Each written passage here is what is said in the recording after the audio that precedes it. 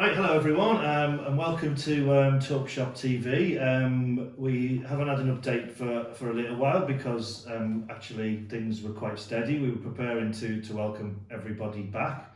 Lots of people have now come back, and we're now running a lot more buses. Sadly, we're not quite seeing a lot more people back on them yet, but hopefully that will all come in due course. So thank you to everyone who've come back. I think it's happened with very little fuss. And one thing that we are particularly grateful for as well is the thanks that I know me and Vitto have received directly and indirectly, and indeed the rest of the management team, our GMs, our duty managers, and all the people who support them at the depots, engineering managers, our whole suite of people who support you. They've done a good job as well, and I suppose the greatest compliment we get is when we get the nice feedback from you, because that's the main reason we're here, is to support you. But big thank you from certainly from the both of us for how easily what has been a huge increase in services and a huge commitment has been, and it has genuinely been a real team effort. So obviously timetables have increased. We're running more buses. We've as we say, we've welcomed a lot of you back over the past week or so, and I say that's gone relatively smoothly. I don't think there's much else really to say on that. I think we've had bits of feedback about where else to put extra buses, but I think generally we seem to have got the service levels right in terms of who's out there. And of course us being able to run the correct amount of services while being able to maintain social distancing for people to travel safely out there, and now we prepare for the next ramp up, because we expect there to be some increase as shops and other aspects of lockdown, shops open and other aspects of lockdown reduce and things open up more. So there are services we know increasing at Rosso this weekend, and other depots to follow towards the end of the month. And as ever, we'll keep you and indeed our customers updated as to how we're going to increase those services and what that means for everybody. I suppose the key sort of equation for us to solve is how we can look after more people coming to our buses whilst maintaining social distancing. The news we had last week, which we received at the same time as you, about the face coverings becoming mandatory on all public transport, including our buses, was welcome. I mean, anything to keep people safe is welcome, and anything to increase people's confidence in using the bus is welcome. At the moment, there is no indication that will mean a reduction in social distancing measures, but we see it as a path to getting there. Obviously, there's a number of concerns we do have with it. We've been quite clear at the start and throughout all of this that how we manage people during the lockdown phase is not something that we expect bus drivers and our frontline colleagues to manage. And also the impact on you in terms of you having to wear it while you're driving, relatively long shifts, having to wear something that's quite uncomfortable, and indeed if you're wearing glasses, it's quite unsafe. We and many of our fellow bus operators, and indeed the trade unions at national level, are lobbying government to make it optional for drivers. I think it's been quite amusing that I think the government has said it's the first time they've seen operators and the unions completely united and saying the same thing on the subject. So we'll see where that goes. Obviously, as you know, we've issued all of you with 2 washable face coverings, and there is other face masks and visors available as well. So if you do want to wear them, you're of course very welcome to. But at the same time, we feel it should be an optional thing, and more news on that as and when we get that confirmation. But that's the message that we're taking there on your behalf, and indeed we're also making it clear on your behalf that we don't expect you to be having to police it. We will provide notification to our customers as to what's expected from them legally in terms of having to wear face coverings. There are groups who are exempt from wearing face coverings, We don't expect you to have to work out who is exempt and who isn't, and we don't want to put you in a position where you've got to challenge people as well. I think you trust us to do the notification, and let's trust our customers to do the right thing. So there'll be more communication coming out on that as we approach the 15th. So that's the sort of big news in the sort of COVID world, I guess, in terms of what latest legislation has been thrown at us. But moving on to other things in terms of how we're keeping our momentum going as a business, as an organisation. There are a few things to talk to you about during this episode of TalkShop TV. Particularly want to talk about what we're doing in terms of engineering, investment in our sites and you, and then how we again are planning for the future beyond this in terms of our business strategy as such. I think it's fair to say that Vitto and Luke Stevenson, our new engineering performance manager, are doing a fantastic job in helping to lead a bit of a transformation going on engineering. So one of the more significant projects for us to talk about is in engineering, where Vitto and Luke, our engineering performance manager, are leading the charge with a big transformation project that we're dubbing Power Up, and we will shortly issue a communication to all of our team that explains what that project means. It's more than just a snazzy title and a little flashy brochure. There's a lot behind it, and as I say, Vitto and Luke have been doing a lot of the work behind that. So I'll let Vitto take the stage in the glory, and he can explain a bit more about what it all means. So Power Up is basically our whole engineering function. I think we spent a bit of time, Luke and I, looking at how we work, the tools we use, our processes, and we know we need to modernise, and we think that by packaging it all up into one project, that we can modernise all together. We can work as a team, and we can share best practice. So we're going to start with our processes. So at the moment we've process mapped our engineering, so we've been working with Rod and the team there, looking at how we did things and how we'd like to do things.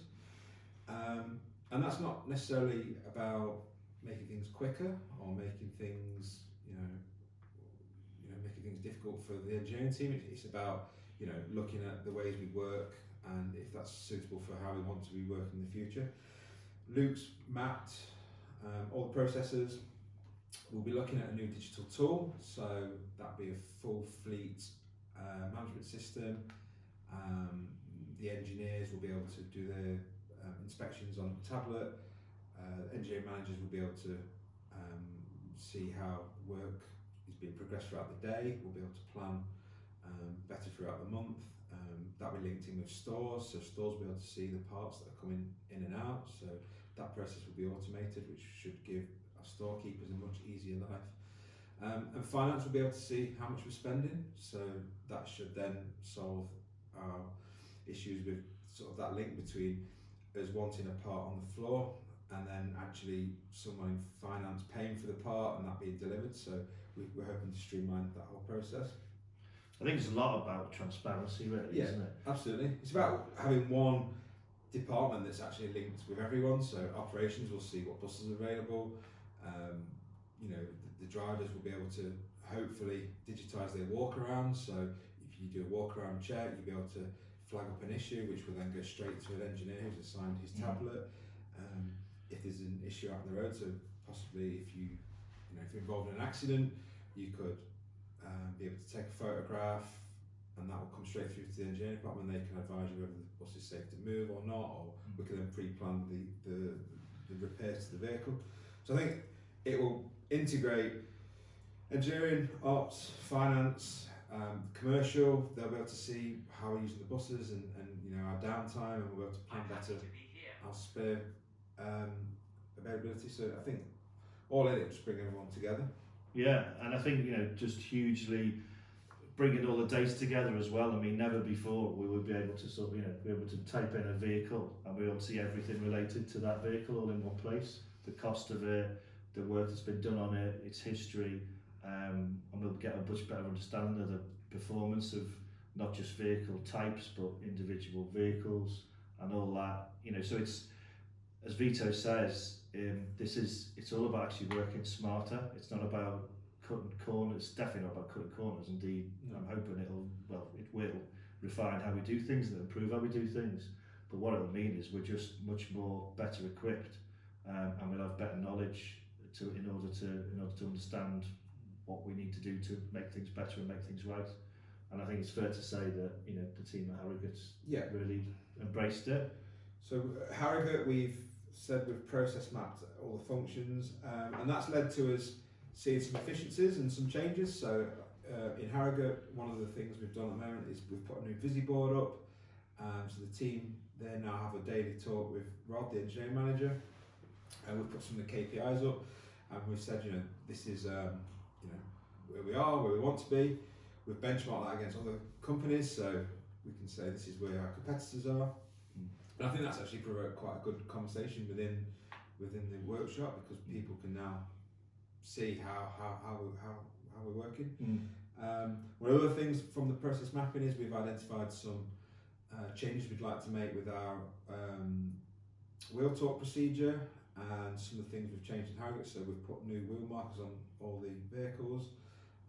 That makes it easier for the drivers when they're on the walk around check to make sure that the wheels are secure, and also for the engineers, they'll be able to see when a wheel's been changed, because we're using different colours to identify the steps in the wheel talk procedure. So again, it's about becoming better. So yeah, I guess that's really the engineering project. Yeah, and it's big, and it's nice to talk about engineering. It's nice to prove the investment we're putting in our engineering function. For a long time, as I think I've said before, there's been a huge concentration on the product and the customer aspect of the business, which is obviously really important, and one of the first things you need to get right, because you need to get your income coming in. And I think now we're in a really sort of healthy stage in that we're identifying the things that we do, and we've had actually a bit more time during this crisis to actually be able to take a step back and criticise ourselves a bit, or and that means that's in terms of us, in terms of how we lead it, and not necessarily just what happens out on the floor. And I think the transparency of information with sharing KPIs and these open discussions that we're having every day, I think that the feedback that we've got quite quickly is we did from the team on the floor, on the shop floor doing the hard work, is they're saying sometimes didn't realise we were that bad, but actually didn't realise we were that good as well. So this is equally meant to be as much a motivational thing and an opportunity, and the results, I'm sure, will speak for themselves. So some great work going on there, and thanks to everyone for embracing that. Another really positive message is the investment we're making in you and our sites, which we've mentioned previously. We've now begun to refine those plans and finalise them, and so we can commit to you now in saying that this year there will be investment in our driver training areas and facilities here at Harrogate, at Burnley, with Keighley to follow next year. In our rest areas, in terms of the facilities at Starbeck, at Malton, for our drivers, and then for our rest areas for our engineers in Burnley and Keighley and at Intac. For those of you at Rosso, as you know, Rochdale is a longer term project. It's something that is progressing, and Vitto can give us an update on that. And indeed York, we're analysing our options in terms of the current site and a future site there, but one way or another, we will be staying in York, so we'll make that quite clear. And then Station Parade in Harrogate after its fire, you will remember last year. Obviously there's been some delays to that project because of COVID, but there's plans in place to bring that live in early autumn. I think it's fair to say that we've spent the last 12 weeks thinking about all our interiors and places and areas. So we've been around the sites, we've surveyed, we've got a couple of companies coming in shortly to begin the works. We've probably got two different sides. So one of the projects is definitely the welfare areas, as Alex said. So there'll be, you know, canteen, tea points. Some of the toilets will be refurbed that need it. The training rooms, these will become much more focused on training, with dedicated sort of areas to relax and have breakouts, and exactly what you'd expect in a modern workplace. Some of the offices we've looked at, so they'll be modernised for more flexible working and to allow more people work from them and to be more productive. And then the other part of the project is more health and safety. So again, working with Keith, he's been around, and there's a big wish list, and we've got lots of locations that are getting quite old, and you know, we need to invest in those places. So we've identified several things to do. So such as, you know, we're going to put new extraction in all of our locations to meet and exceed current legal requirements. We've got a lot of leaky roofs in the garages to fix, so they've all been highlighted. We're going to put new pit bridges in. We're going to do repairs to the yards. We've got some of our bus stations that need some investment, so Knaresborough's going to get repaired. Some lining in Harrogate after last year's investment. We've got work to do at Mariner Road to complete that. So I'm just looking at my list. It's quite big actually.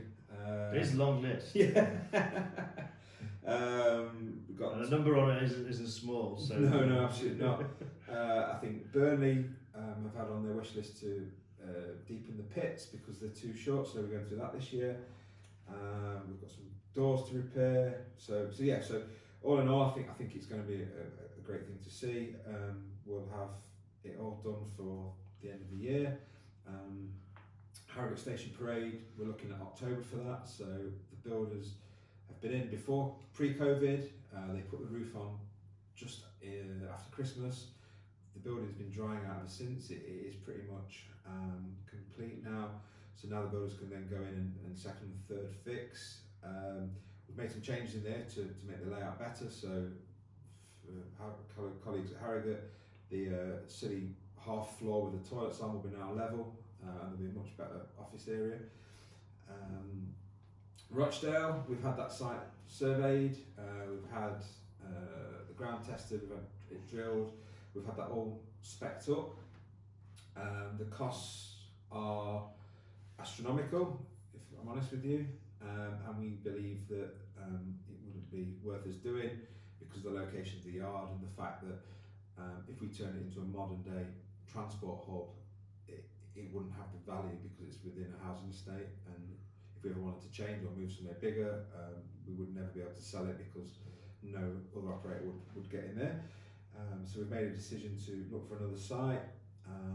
Our property people are working on that now. They've had several meetings in Rochdale. There's another one tomorrow, so hopefully we'll be able to update soon. We've seen some potential places, so as soon as they've been scoped out, we'll update. But these are, you know, proper facilities with concreted yards, workshops, and some rest areas for colleagues. So absolutely, and I think fair to say again, similar to York, you know, the location we're looking for will be in York, and with Rosso, the location will be in Rochdale. Yeah. You know, that's what we've been made quite clear to our friends who are advising us in terms of properties. So you know, there's a huge commitment there for the company, but I think we're all pleased that we can sign off and deliver for you and give you all better places to work in and more places that I think reflect more what we are about as a company. I think certainly from my point of view, I want to marry up the quality of service we're delivering to our customers in terms of the buses and what they experience. You know, more, you know, you need to feel that level of quality and experience, and we've managed to do it in a few places so far, but I think this year, you know, we'll really prove it to you. And it's not just in where you do your work, it's where you have your rest, and it's also where you are trained as well, and where we can help you and improve your skills and improve your well-being. So just the only thing we didn't mention was hospital fields. I know we get lots of questions on the WhatsApp group. We've extended the lease on that, so we're okay there for another 6 months at least. After that, we've identified some other sites, so we're working on that. All in York, yeah. That will be in York, a new facility, but we're safe and pretty content with hospital fields at the minute. Yeah. So, yeah. Great, thank you. So yeah, and I think finally, what we are looking at next is, as I've said before, we are keeping an eye on life beyond COVID. Pleased to say we've prepared a long-term plan, which is over 5 years. That has been signed off and supported by our colleagues at Transdev Group, who are pleased with how we're doing and the position that the Blazefield is in, and indeed is committed to the investments we want to carry on making over the next 5 years to carry on supporting growth and success in the business. I think what we're keen to do in the next month or so is to do more to lobby politicians and local authorities to support the bus industry. I think it's fair to say that there's a bit of rehabilitation that has to go on now. There's, as you all know, the industry has been victim to some quite poor and negative messaging about public transport that we now need to get rid of, and we need to now be much more positive. There is a golden opportunity, as we keep on saying. People have stopped using cars, they've stopped travelling, and now we need to get them before they come back and just do the same old thing they used to do. So you will see us launch a public prospectus, as we're calling it, at the Transdev Blazefield way of improving public transport, and how the investment that we continue to put into our buses and our overall product, we want to see more support for how we can deliver that even better, and how active travel modes such as cycling and walking, and indeed driving in some cases, motorists, how that can be a support to enable us to deliver a great product. So we'll share some of that. It'll be great to get some feedback from everybody on that. You know to do that. There's the WhatsApp group. There's our email addresses, which aren't a secret. There's value managers. There's all sorts of ways you can get hold of us. So it'd be great to sort of capture any ideas, views, and suggestions that we can put in that which is not just a series of asks of people who make decisions and people who've got the money to invest in the infrastructure that surrounds us, but also a commitment from us as to what we're expecting to do over the next few years. Because I think we're going to have our work cut out to grow back to the level that we were at previously, but we're definitely up for the challenge, and our glass remains half full and not half empty.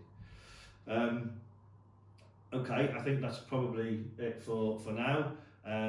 As ever, please keep in touch with us. The WhatsApp groups remain busy. We're very much keeping it open and monitoring that virtually every hour of every day. And we'll be back with another TalkShop TV in the next week or so.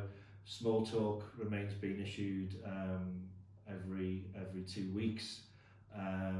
Talk will be out every couple of months, and communication should remain free and easy. And I think the one great thing we've experienced at this whole process is how we do feel like we are generally in it together, and the communication has been more relaxed, more informal, and the way it should be when you're working together as part of a team. So we look forward to more of that as a positive legacy of everything we've all been through. So thank you for all you're doing and for those who are supporting you, and we look forward to keeping in touch as we move on. Cheers.